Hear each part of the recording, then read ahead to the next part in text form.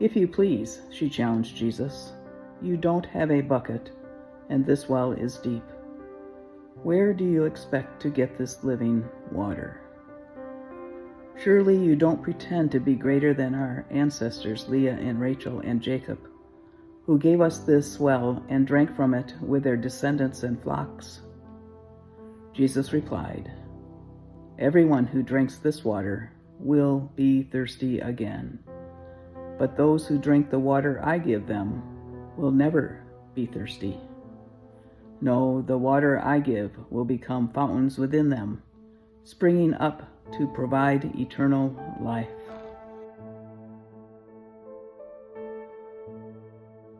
As I look at Angelica Kauffman's painting, Christ and the Samaritan Woman, I can't take my eyes off of the bronze bucket. The woman knows that Jesus doesn't have a vessel for drawing water, and Jesus knows he has life-giving water that doesn't require a bucket. And that is where I begin my contemplative prayer, paying attention to the buckets that I have, that I think I need, that God, as I listen, tells me perhaps I don't need those buckets as much as I need the grace and love that God provides. I tell you this not to direct your meditation today, but to give an example of how a detail in a painting can become our focus for contemplative conversation with God. There are times when we don't need to focus on the whole image to be connected to God.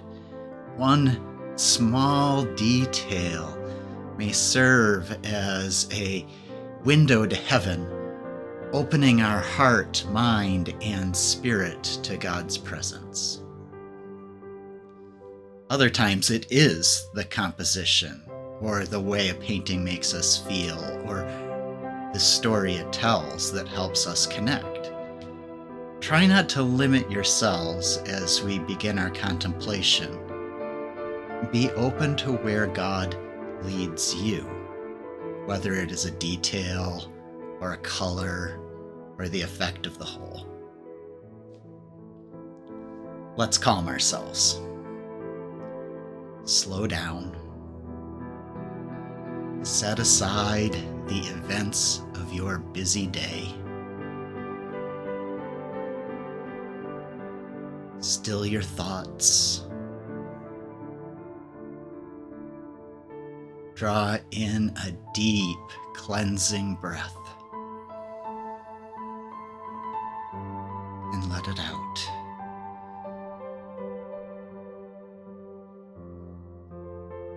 Open all of your senses, physical and spiritual, to God's presence. Listen now as we center ourselves in John chapter 4, verses 11 through 14. "If you please," she challenged Jesus, "you don't have a bucket, and this well is deep. Where do you expect to get this living water? Surely you don't pretend to be greater than our ancestors Leah and Rachel and Jacob, who gave us this well and drank from it with their descendants and flocks." Jesus replied, "Everyone who drinks this water will be thirsty again. But those who drink the water I give them will never be thirsty. No, the water I give will become fountains within them, springing up to provide eternal life."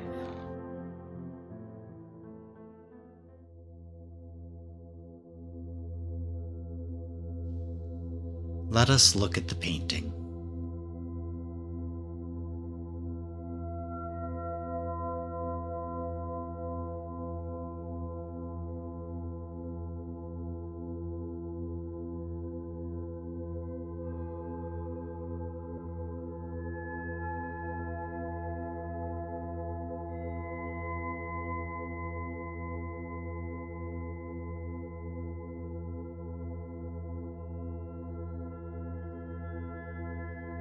What do you notice?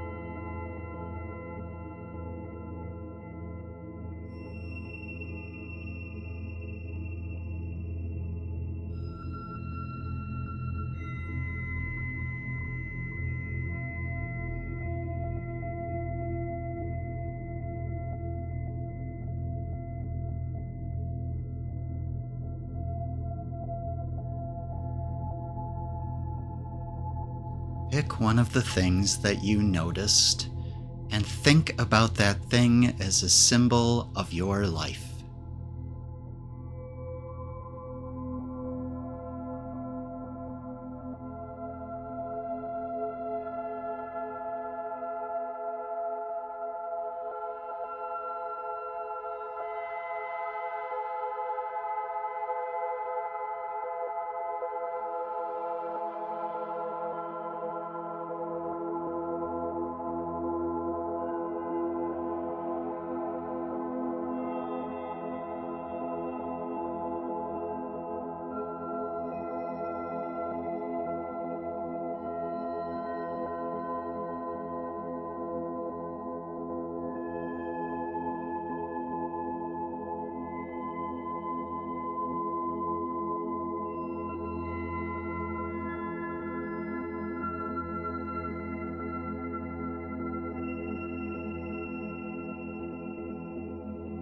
What does God have to tell you about this part of your life?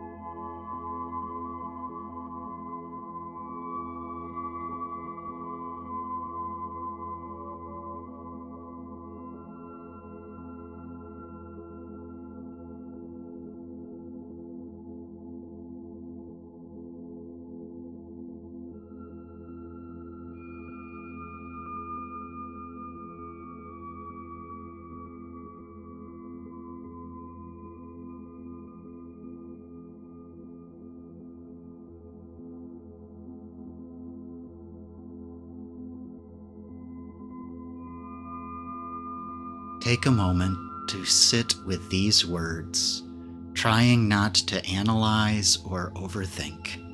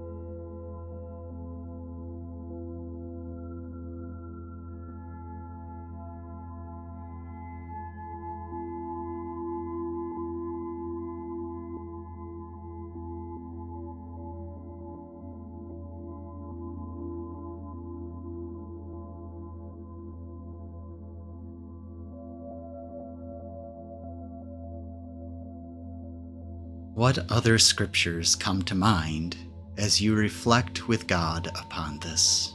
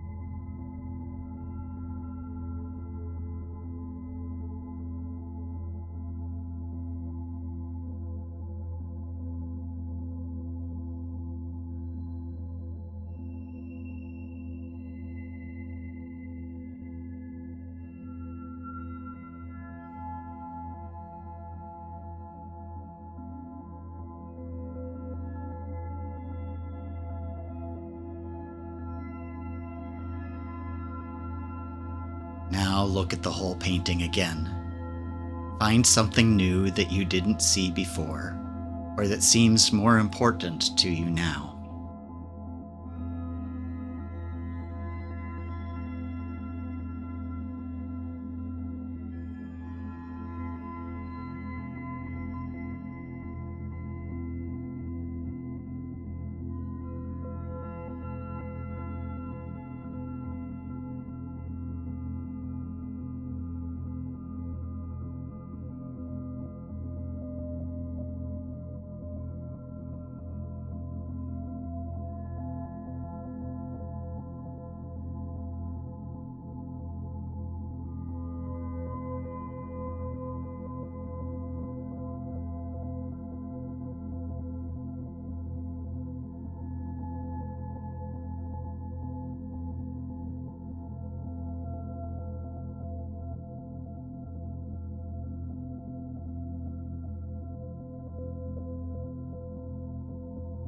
Allow God to speak to you through this new thing that you are noticing.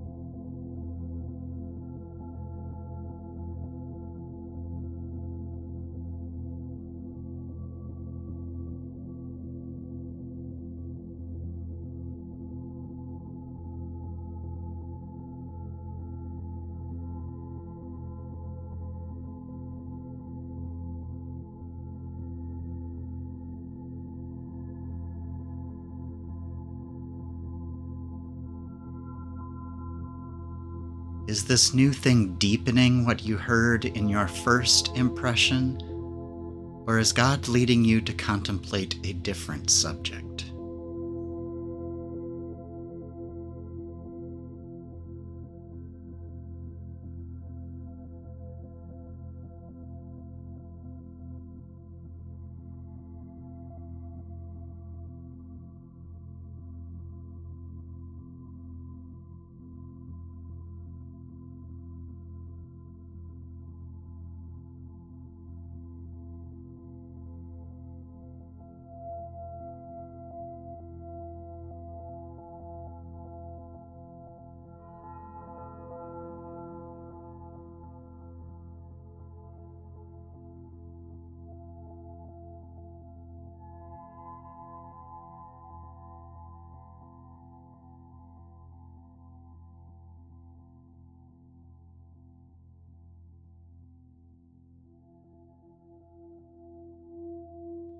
Keep listening.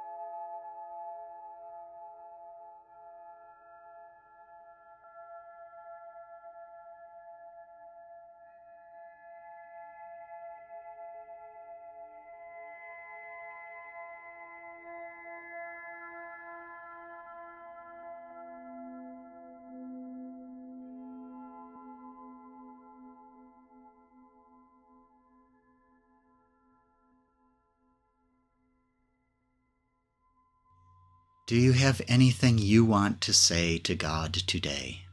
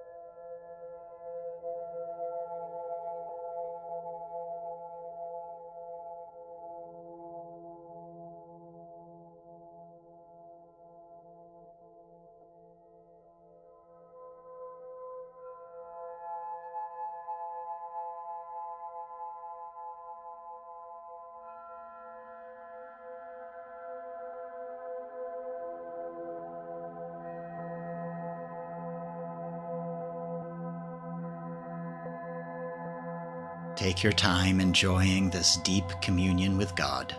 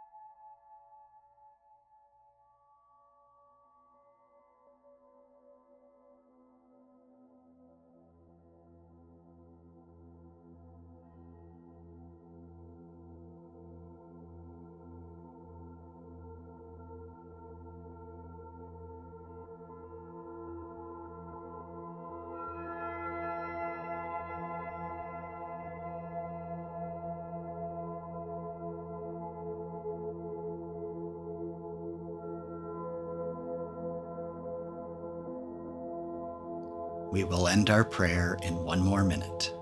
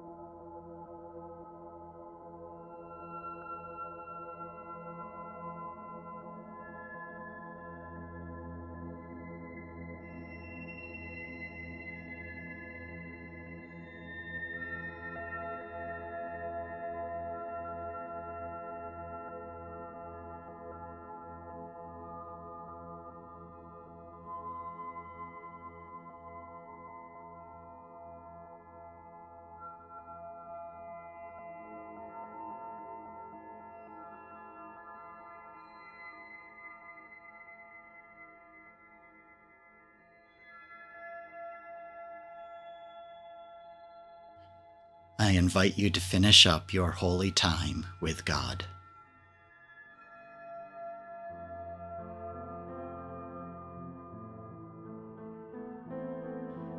The second detail I noticed in this painting was the hands. They are quite expressive. Christ's left hand points heavenward while his right is over his heart, as though connecting himself to heaven, either as the place that he has come from, or perhaps the place that he is going, or the source of the living water.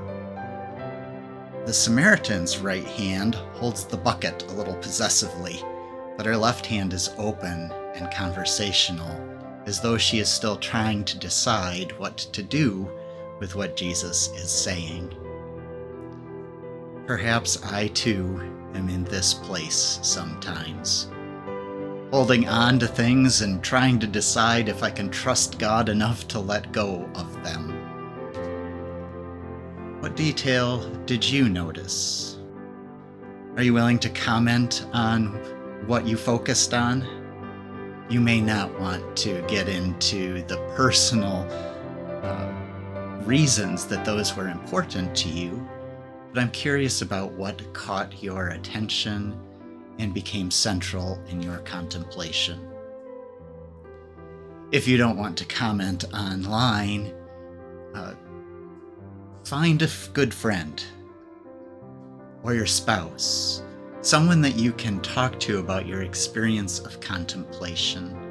Get together a group of people to watch the video together. This can deepen your relationship with that person or those persons, even as you deepen your relationship with God. If you are looking for more episodes for contemplation, subscribe to this channel or go to artandprayer.org. Until next week, be blessed.